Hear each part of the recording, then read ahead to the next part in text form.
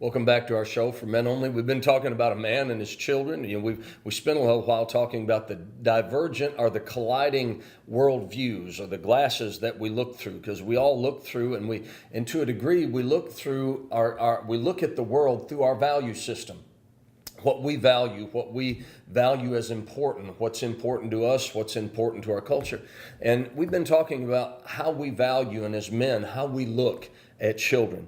Now, we've spent the first part of this program talking about maybe we want to call it the world, or maybe how the culture today views children in a lot of ways. Now, I want to get over, Adam, I'm going to start with you. I'm going to throw this out. I would like to transition. We talked a little bit about we call it the world, forgive me, but that's a biblical term, and maybe we're doing a little bit more preaching than we usually do. But I want to throw out some words that I can find in the Bible that describes children.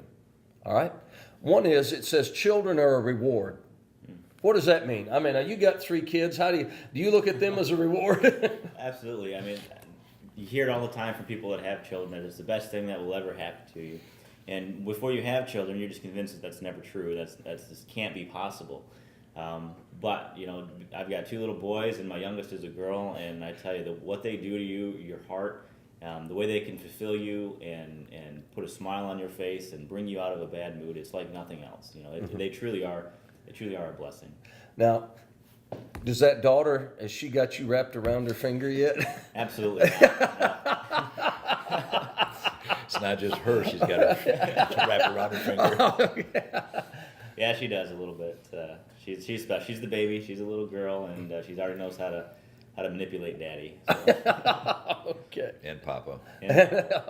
Okay, this is I'm Papa. Yeah, Preston is Adam's father-in-law. So, all right, Preston, what is that word, reward, to you? I mean, when you look at your children, how does that word, when you look at your children, is that would that be a correct phrase concerning your kids? Oh, absolutely. It's like what the statistics really say and what the information really says.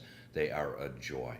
Yeah, there's hard work, you get tears, you cry, you do those things like this, but when you look back, it's the best thing that ever happened, because it's like Pastor said, is you start to die to self. It's not all about me. It's not all about me. And there's a tendency in the world today, it's all about me. But when you have children, you have to nurture them, you have to train them up, you have to grow them up. And it's a challenging, and at times scary process, because you want them to grow up to be strong, healthy, children that will stand upon, that'll be a blessing to the world, they'll be strong in the world and so forth like this. And boy, but it's like, wow. It's those little things that they do. It's like if you come home and you've had a bad day and they come and they just can't wait to see you. It's like, wow. It's just my granddaughter, Audrey, that runs, Papa, Papa, Papa. Oh my goodness gracious, it still does me. Anything up to, and I used to tell my daughters, up to half of my kingdom. I'll give you up to half of my kingdom. My son, I'm sorry you don't get anything. It's my daughters, you get up to half of my kingdom. But it's the joy, because as Pastor said, you're giving. It's more blessed to give than to receive.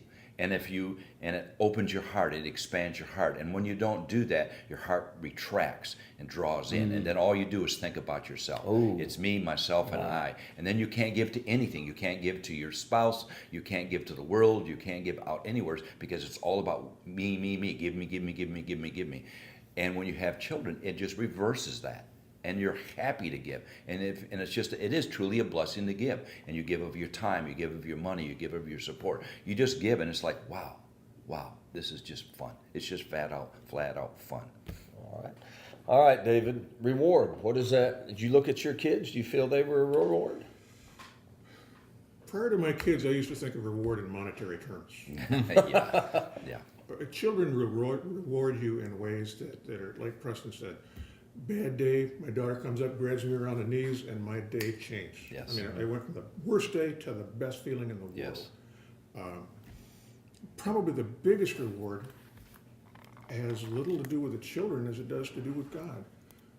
My children taught me how I feel God responds to me. It's true. My relationship with them is like his relationship with me. Yes. And it helped me understand that relationship by working with this relationship. Yeah. I can say, I've said this, and my kids have taught me more about God than the role reversed. you know, and you see things from a different perspective. Man. All right. Previous generations thought of years, my name, what my name may mean, and they thought generations to come. Sure. You know, our generation thinks of it just us, it's just me, it just now. I need to get all that I can get for me right now. And too bad for my kids if things go bad or what have you, it's all about me. And I think that's that colliding view. Now we're just about done, and you got something to say, Preston? We just got a couple minutes. Name is very, very, very important because we've all known people that, oh, it's them. They carry that name and their children carry that name. So if you've been going in the wrong direction, raising your children, and they're not being strong, healthy children, and they're carrying that name. If your dad's been an alcoholic, they're going to carry that name. If he's been a murderer, they're going to carry that name, so forth like this. So as men, you want to establish a strong, good heritage for your children because they'll carry that name all the way. They won't look upon it, just like they do with houses. Oh, the Jones used to live there. 30 families later, oh, it was the Jones place. So they always carry that name. Your children will always carry your name. Hopefully it's a good name and not a bad name. Yeah, I'm gonna hit one more point. It's in my notes. I know we just got a minute, but just in terms of that heritage. Do you know the biblical worldview wasn't our society or our political system like we have today? Before there was a social security system, God's system, God's safety net for taking care of elderly people was children. And if I take care of my children, then they'll take care of me.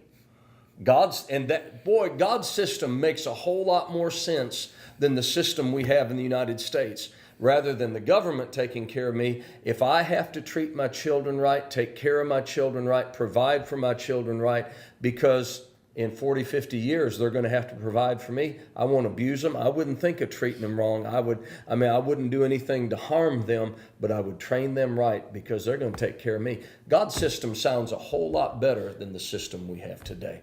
Well, listen, I hope you've enjoyed this program. I hope we maybe helped with some of your lenses. And we realize we did a little bit of preaching, but we're just talking a little bit about a biblical worldview concerning children, because it is completely essential. I'm going to leave you with one verse as we close.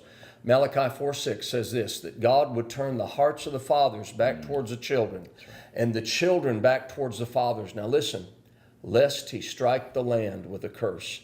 I believe part of what we're seeing in our nation today is a direct result of fathers not having a heart or a proper heart towards their children, and therefore we are cursed as a nation. Thank you. No, this was a tough program. Need to tune in next time. We're going to talk some more about this on a program called For Men Only.